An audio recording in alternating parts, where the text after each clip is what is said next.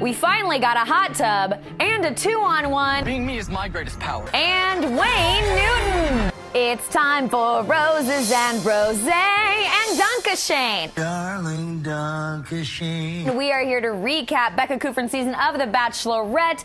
And wow, this episode was a little underwhelming, wasn't it? It was, but let's get into it because we can still have fun together as a community on a journey. A not so amazing one this time, but it could get more amazing because, the show doesn't let us down. But did it this episode? Let me know what you think in the comments. Okay, so there are always a lot of puns, but in Vegas, things are out of control. We're gonna roll the dice on love. Take a gamble. She's my lady luck. It's Vegas, baby. I think the inevitable 2-on-1 is about to go down today. Colton knows the 2-on-1 is coming because Colton seems very familiar with this show. Then Colton gets a 1-on-1 first, though, and we see a sign that says they're headed to Virgin River because Colton's a virgin. Drink every time you're not surprised this episode. A virgin pun. I'm not surprised. I'm not. But then we get another pun because Becca says they're gonna get over the humps. Get over the humps of our past relationships. Camels, humps. Has Colton ever humped? Anyway, so we're on camels because I guess it's the desert. Nevada. But what I did love about Becca and Colton's 1-on-1 is that we finally got our first hot tub in the middle of nowhere of the season. I was wanting it last week when it was cold because I like a hot tub when it's cold. I don't know, there's something contradictory about it. And it's like, oh, you're cold, and then you get in a hot tub and you're hot, and it's great. But whatever, we got it. It was probably pretty sweaty in the desert, but whatever. But are we surprised to get a hot tub in the middle of nowhere? No, we're not. We are delighted. We're not surprised. Colton says It's only happened once. he's only been in love once. Okay, I don't know if I thought you were in love more times than that. Not surprised. And no judgment. I mean, it's what I expected. Becca says, quote, "It was so fun. So fun. So magical. So different. Riding on a camel and sitting in a hot tub. in the middle of the desert. But it wasn't different because it happens every season on the show." As much as my guard is up and my walls are up. And his guard is up. I've never heard those words on this show before. And Colton says, wait for it, Becca is Making it easier for me to take my walls down. taking his walls down. This glass is gonna be gone. Jordan and I get to spend a special day tomorrow with Becca. And Jordan and David get the 2-on-1. Okay, wow, in no way shocking.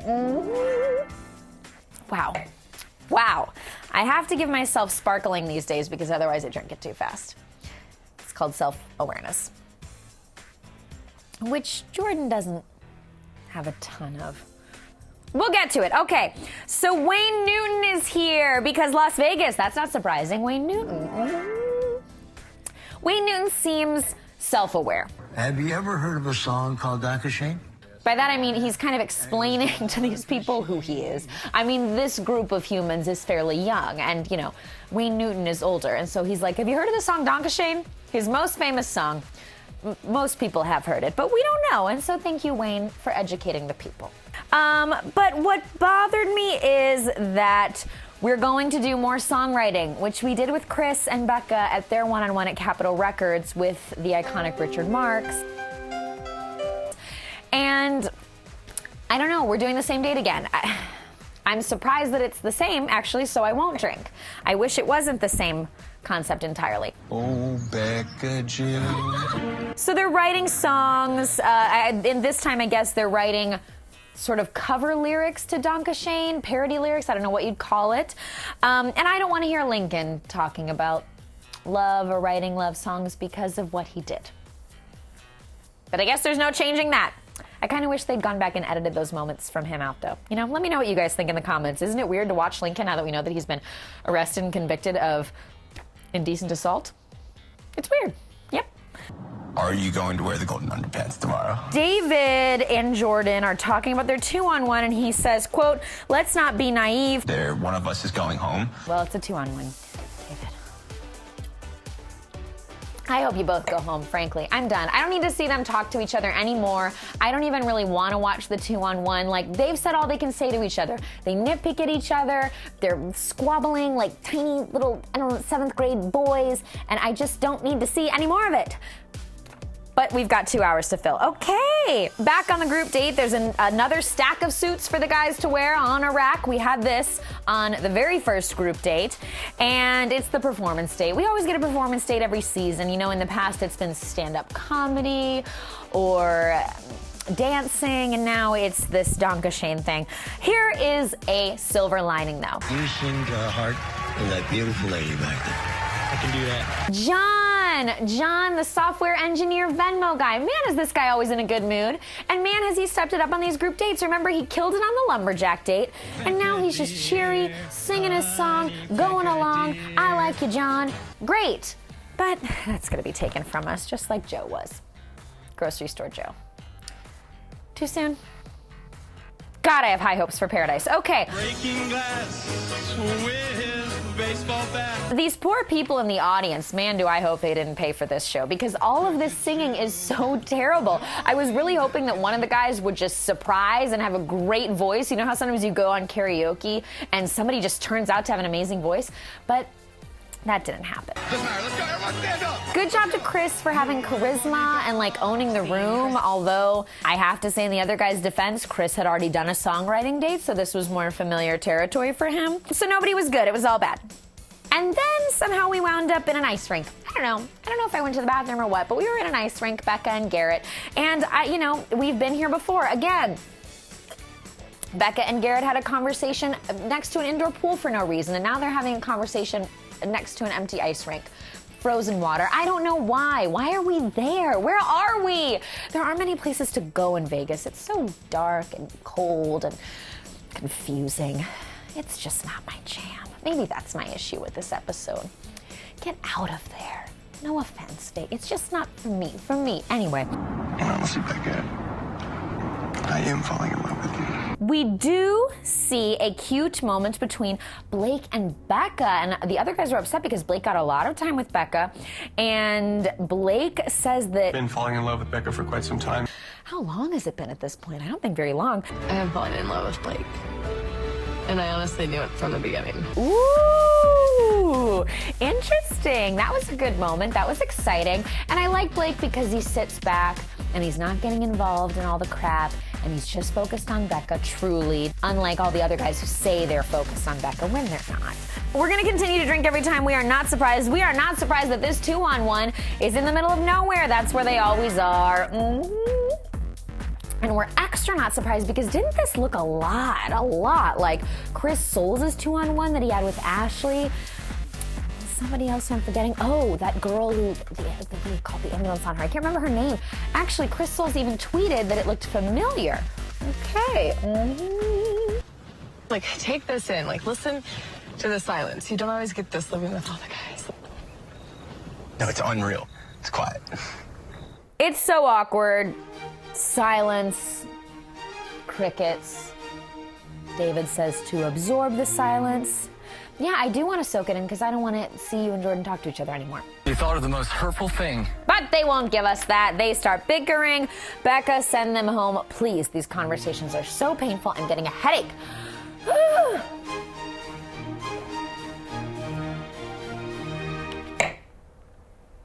You know the phrase, enjoy the silence?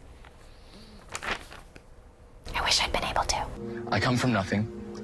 There was times where I didn't even have electricity, okay? Jordan has a moment with Becca where he gets kind of real and talks about his parents, but the thing is, it feels like a Hail Mary. Jordan knows that Becca's really frustrated with both of them. She's told them that, and he decides to pull out this really emotional story about his past, which I'm not saying isn't true. It's just like, now we're hearing this, it just didn't feel great. And then Jordan gets kind of mean. I'm actually usually, surprisingly perhaps, on Jordan's side because he is who he is.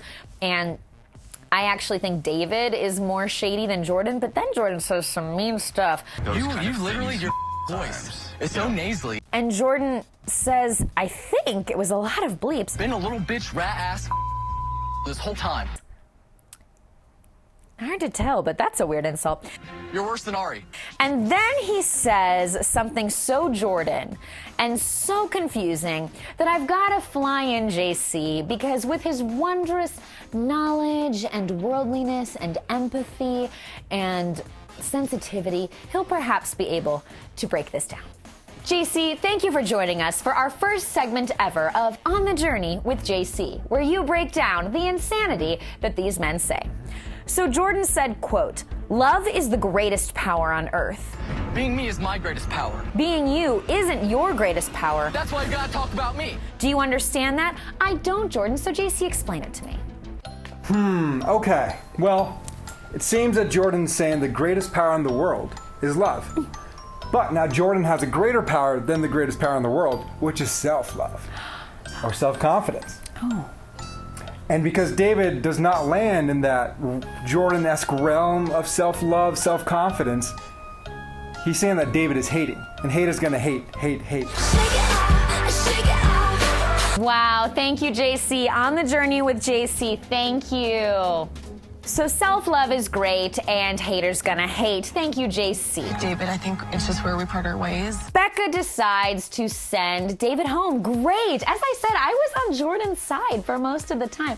But then she says Jordan's not quite getting the rose yet. And I really hope this means that Jordan's gonna go home too, because he's been fun, but it's time. See you in paradise, right?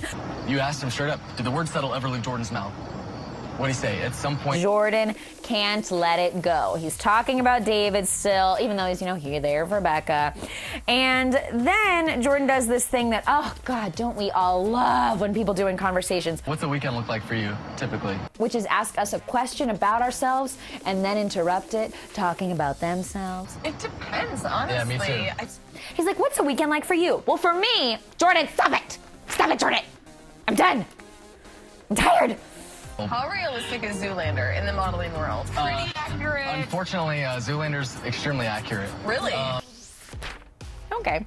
And he exhibits all of his different facial movements. And I actually enjoyed this portion because the thing is, when Jordan is being Jordan and he's shining in his self-love. I wish we could get my portfolio out.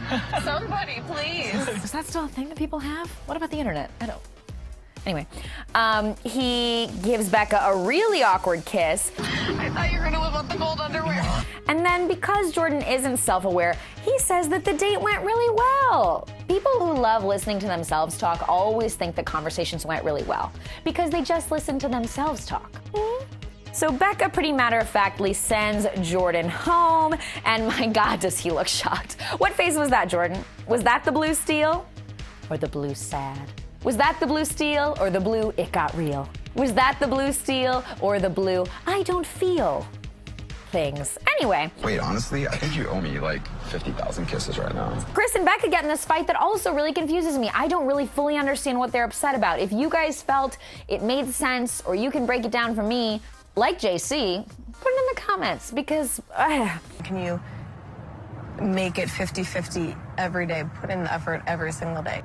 That's something that I don't need to think about. What? I don't get that. I don't get this whole thing. I'm in a Vegas bubble of confusion. Where am I? Have you guys ever been there? You can't find anything. You're just wandering. You're wandering because they want you to stay there and spend your money. It's so confusing. Chris is like freaking out. It's all about, I think, this trope that we see a lot on the show, that he didn't try to get time with Becca. And what annoys me about Chris is that now it's like he wants what he wants when he wants it, so he didn't get his time with Becca. So now he just thinks, I want my time with Becca right now, and then I don't care what I have to do. It's about me. And that's annoying, It's like, take a turn. Be an adult. I'm gonna ask you politely to get up, please. Wills is the perfect person to handle this temper tantrum from Chris. God, Wills is growing on me. He was so awesome on the one-on-one, and he is so awesome in this plaid suit, and he is saying a lot without saying much, just like his suit. And I mean that in the best way possible. Chris. Ultimately, we have a rose ceremony, and Chris got a rose over John. This is Joe, the grocery store guy, round 2. John is great. He is fun, he is strong, he has a great job, he's not causing any drama, and we're keeping Chris around. I think this is a situation where probably at the end of the day, things do come down to a little bit of physical attraction, and maybe it wasn't there. I don't know. I'm just supposing. But bottom line, I wish that we still had Grocery Store Joe, and I wish that we still had John. But I'm glad that we don't have David, and I'm glad that we don't have Jordan. So in the end, things are canceling out. Love is the greatest power on earth. But if you love yourself more, then that's your greatest power, and then you can control the earth, just like Jordan will one day. I don't know why I said that out loud. I shouldn't have tried to. I feel like I manifested that. No, we don't want Jordan to control the earth. He might control paradise. I don't know. Guys, what an episode. As I said, a bit predictable. Felt like a bit of a filler episode. I still love this show, of course. Let me know what you think.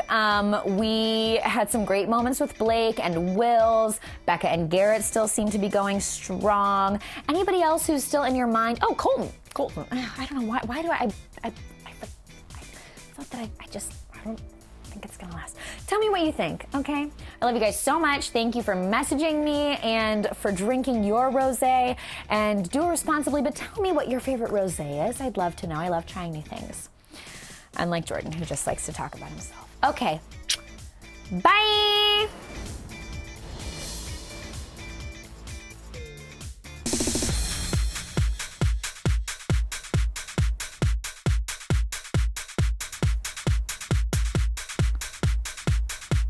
Why wasn't I a model?